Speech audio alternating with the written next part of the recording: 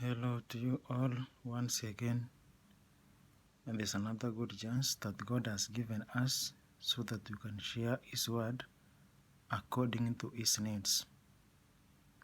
As we have been looking about the lesson of this quarter, which is talking about Genesis, whereby our first lesson was about creation, and then we looked about the fall, and last week we talked about the legacy of Cain. Which legacy did Cain left behind? And we have this story that through Cain, the generations which were to follow, they were to follow the legacy of Cain. We knew that Cain murdered his brother, and because he murdered his brother, now his generation was cursed. And when his generation was cursed, this is the generation which we found is called the Son of Man. And we see that after the time goes by, Adam and Eve, they also bore another son who is Seth. And now the sons and daughters of Seth, they are known as the daughters of, or the sons of God. Now, when the sons of God mingled with the daughters of men, we mean that when Seth's sons married Cain's daughters, the world became wicked, and the evil also continued. That's why we need to see the flood in this lesson. Where do we have the flood? And the flood comes here. We have seen that because of this Cain and Abel, Cain murdered his brother. And when Cain murdered his brother, now his generation was cursed. In the book of Matthew 24, verse 37, as were the days of Noah, so also will be the coming of the Son of Man. As were the days of Noah, so also will be the coming of the Son of Man. Wickedness was great on the earth, and every intent of thoughts of every heart was only evil. How was it evil?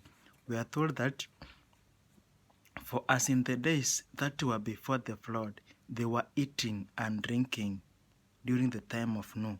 They were eating and drinking anything without knowing whether it is good or bad. They were marrying and giving in marrying until the day Noah entered the ark, and knew not until the flood came and took them all the way. So shall also the coming of the Son of Man. What are some of the sins which made the flood to come? We have seen them, that people were marrying and giving in marrying. This is what we call the sin, marrying and giving in marrying. You marry today and then you leave tomorrow and you marry another one.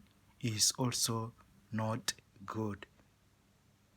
People were drinking, people were eating. Is eating bad? No, eating is not bad. But what are you eating? Do you eat as God requires, or you eat anything so long as you get it? Remember, we have been called by God.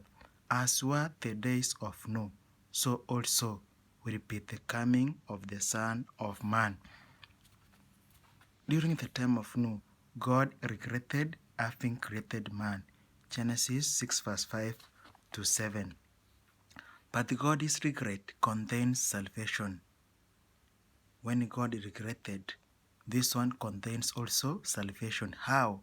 Destruction of the wicked people and comforting others, thus leading to salvation. Even though God brought the flood into the world, He came and destroyed the wicked people. But remember, there were also people who were left. Salvation of the holy people or the righteous people. During the time of Noah, people sought to gratify the desires of their own proud hearts. They filled in sins of pressure and wickedness. They didn't desire to retain God in their knowledge, and they soon came to deny His existence. During the time of Noah, people sought to gratify the desires of their own proud hearts. They feed in sins of pressure and wickedness. They didn't desire to retain God in their knowledge, and they soon came to deny His existence. They said there is no God. Their pride hearts, they were being comforted by their pride hearts, their selfishness. They knew that they were only alone, and they never recognized that God was there. They adored nature in place of the God of nature. They adored nature instead of the God of nature. They worshipped nature instead of worshipping God of nature. They glorified human genius, worshipped the works of their hands, and taught their children to bow down to graven images. God has commanded us that we should not bow down to graven images. But during the time of Noah, the people glorified human genius. They worshipped the works of their own hands, and they taught their children to bow down to graven image. God warned the inhabitants of the old world of what He purposed to do, increasing the art of this impurity, but they loved to scorn what they regarded as superstitious predictions. God told Noah, warn the people of what I'm going to do, but the people laughed at Noah, thinking that Noah had madness in him. They thought that what kind of this person who is talking that the flood is coming? Since you were born, there was no rain on the earth. Now you are telling us that the flood is coming. What is this that you are calling the flood? Maybe there is madness in your heart. So they laughed and scorned at Noah, not knowing the intention of God in their hearts. They were warned, but they never recognized the message of God. They mocked at Noah's warning of coming flood. When Christ was upon the earth, He gave warning what was coming upon Jerusalem, because the people rejected the truth, despising the message that God had sent. But His warning was unheeded. Same message when Jesus was here on the earth. He gave the message to the Jews. He told the people about what was coming to Jerusalem, but the people never heeded the message of Jesus Christ. The Lord had sent us by His ambassador's message of warning, declaring that the end of all things is at hand. Some will listen to this warning, but by vast majority they will be disregarded. The Lord has sent us by His ambassador message of warning, declaring that the end of all things is at hand. Some will listen to this warning, but by vast majority they will be disregarded. My fellow brother, my fellow sister, will you disregard the information, the warning from God? He is saying, behold, I am coming very soon, and my reward is with me to give everyone according to what he has done. Let him who is doing wrong continue to do wrong, and let him who is vile continue to be vile, and let him who is doing right continue to do right, and let him who is holy continue to be holy. Which side are you? Thus will it be when Christ comes. Farmers, merchants, lawyers, tradesmen will be wholly engrossed in business. Upon them the day of the Lord comes as a snare. The day of the Lord, when He will it come to you as a snare? You are a business. You will be on going to your business. You are a lawyer. You will continue with your work. You are a merchant. You continue with your work. A farmer will continue with this work, not knowing that the time is near. Where will the day of God find you? Will it find you as a snare? Like Daniel, Noah is a prophet who predicts the end of the world. What do we learn from the flood?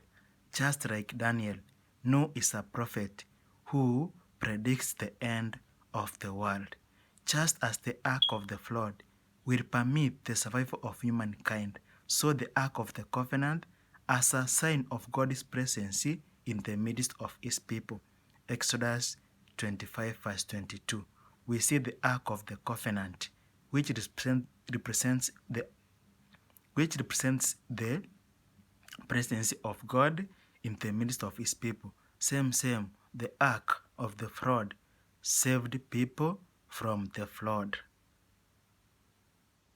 Points to the God's work of salvation for his people. Noah obeyed everything God commanded him concerning building of the ark. He was told to do this, and he followed everything which God told him to do. As the children of Israel did according to all God's commandment, God commanded Moses in making the tabernacle. So we remember that Moses was commanded how to make the tabernacle. He followed also those commands which God told him.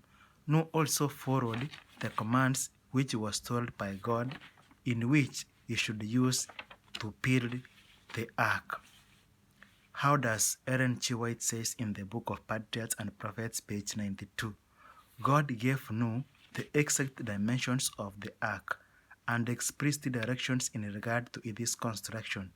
Human wisdom could not have devised a structure of so great strength and durability. God was the designer and Noah the master builder. Noah's obedience is described as God's plan of salvation. He was saved simply because he had faith to do what God commanded. He was saved simply because he had faith to do what God commanded. By faith, Noah being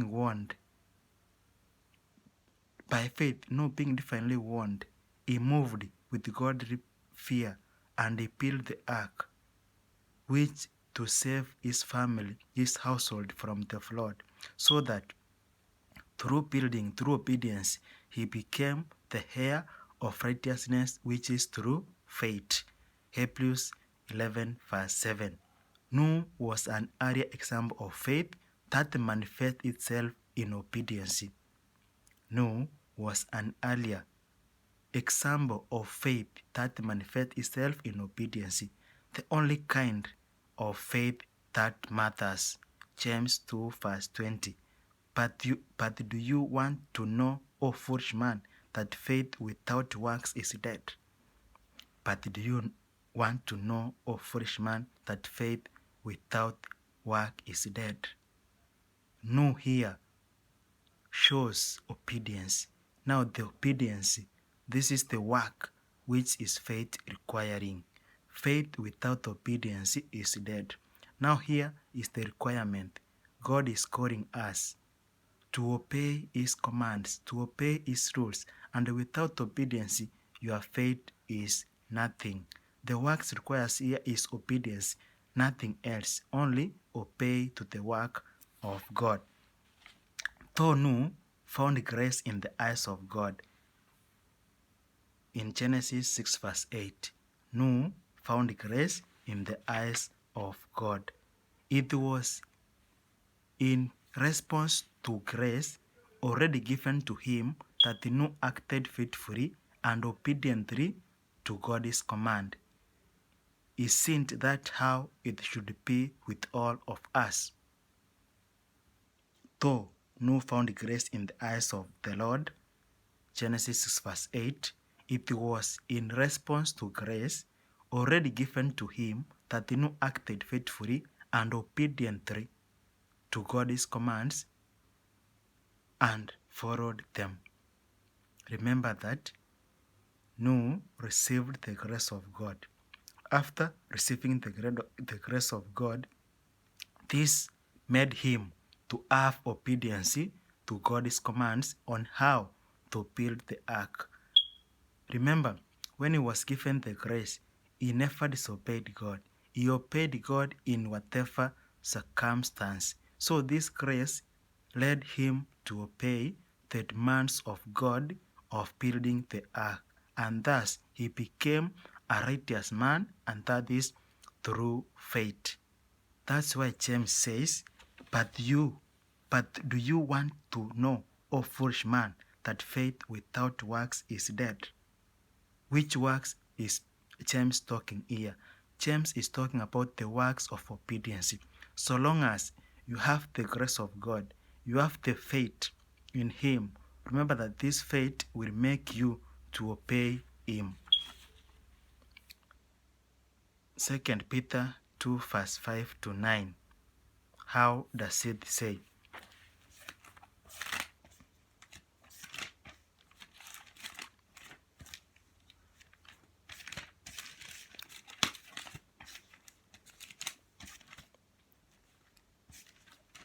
It says,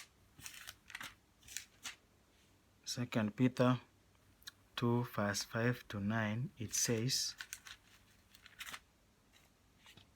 and spared not the old world, but saved new, the eighth person, a preacher of righteousness, bringing in the fraud upon the world of the ungodly, and turning the cities of Sodom and Gomorrah into ashes, condemned them with an overthrow, making them ensample unto those that after should live ungodly.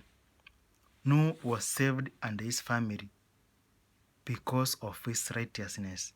The flood took the ungodly and spared Noah. Sodom and Gomorrah was turned into ashes, but only Lot was delivered by being righteous. The flood, Sodom and Gomorrah destruction, is an example for us today who will live ungodly. If we live ungodly, remember this destruction. The flood came. Sodom and Gomorrah was destroyed because of the ungodly. Let us learn from those examples. God knows how to deliver the godly out of temptation and to reserve the unjust under punishment for the day of judgment. God knows how to deliver the godly out of temptation and to reserve the unjust under punishment for the day of judgment. Noah was not only to preach, but his example in building the ark was to convince all that he believed what he preached. Noah was not only to preach, but his example in building the ark was to convince all that he believed in what he preached. Noah stood like a rock amid the tempest. He was surrounded by every species of wickedness and moral corruption, but amid popular contempt and ridicule, amid universal wickedness and disobedience, he distinguished himself by his own integrity and unwavering faithfulness. His connection with God made him strong. The people in times of Noah rejected God's warning, and the Spirit of God was withdrawn from them, and they perished in the waters of the flood. The people in times of Noah rejected God's message and God's warning, and the Spirit of God was withdrawn from them, and they perished in the waters of the flood. Also, these last days' warnings have been given, and those who will reject the teachings of God's word, God will withdraw His Spirit and leave them to the deception which they love. My dear brothers, the last warnings are being given in these last days, and the teachings of God. Whoever will reject the Spirit of God will be withdrawn from him, and God will leave him to deception which he loves. Noah's acts of obedience to God are like God's acts of creation. The flood was not about God punishing humanity, but about God saving us as well. The flood was not about God punishing humanity, but about God saving us as well. An attentive reading of the text covering the flood in Genesis chapter 7 reveals the use of common words and expression within creation. Some words which are used in creation are also used during the flood. For example, 7 is repeatedly used in Genesis chapter 7 verse 2, whereby Noah was supposed to choose 7 pairs of clean animals, a male and female, 7 pairs of birds of the air, male and female, and Noah was to wait in the ark for 7 days for the flood to start. So there is the repetition of number 7. Number 7 in the Bible refers to what? Also, when we read from the book of Genesis chapter 2, verse 1 to 3, it says, "Thus the heavens and the earth were finished, and on the seventh day God rested from his work which he had done. And God sanctified it and blessed it, because in it he rested from all his work." The seventh also is repeated here, which shows that 7 means completeness. The flood story reads somewhat like the creation story, thus bringing into focus that the Lord who creates is the same God who destroys. The God who creates is the same Lord who destroys. Deuteronomy 32 verse 39. But there is hope, since the flood was designed to bring new creation out of the waters, which leads to a new existence. The coming of the flood didn't left us without hope. There is hope. Why? Because the flood was designed to bring new creation out of the waters, which lead to a new existence. What does it say? The creation of a new earth requires destruction of the old one. The old one was being wicked. So for God to create the new earth, he had to destroy the old earth. The event of the flood prefigures the future salvation of the world at the end of time. The flood here, we look at the flood, it prefigures the future salvation of the world at the end of the time. Revelation 21 verse 1. I saw a new heaven and a new earth, for the first heaven and the first earth had passed away. I saw a new heaven and a new earth, for the first heaven and the first earth have passed away. Isaiah 65 verse 17. For behold, I create a new heaven and a new earth, for the former shall not be remembered or come to mind. What are we called to do in this time? What is Jesus telling us to live? The book of Romans chapter 6 verse 1 to 6 says,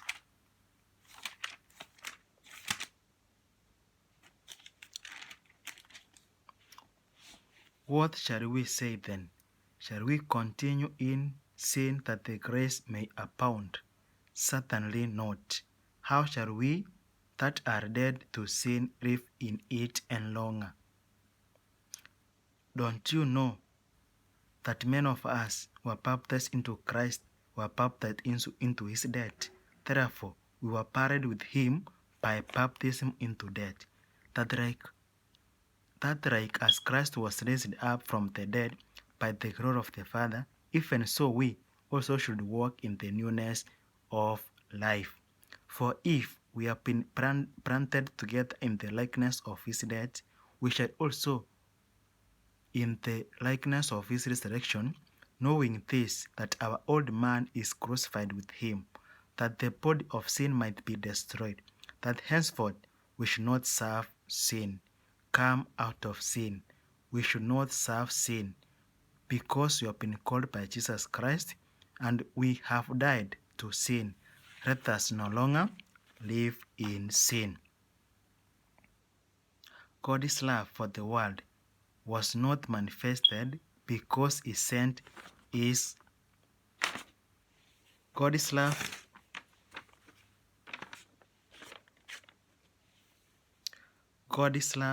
for the world was not manifested because he sent his Son, but because he loved the world. God's love for the world was not manifested because he sent his Son, but because he loved the world. He sent his Son into the world that the divinity, clothed with humanity, might touch humanity, while divinity lays hold of divinity. Though sin has produced a gulf between man and his God, a divine benevolence provided a plan to bridge the gulf which was created by sin. God has sent Jesus, his Son, as the mediator between us and him, so there is no gulf between us and our God. The gulf was bridged. Come to Jesus, just as the days of Noah, so also will be the coming of the Son of God. Are you ready for the second coming of Jesus Christ? See you in the next episode.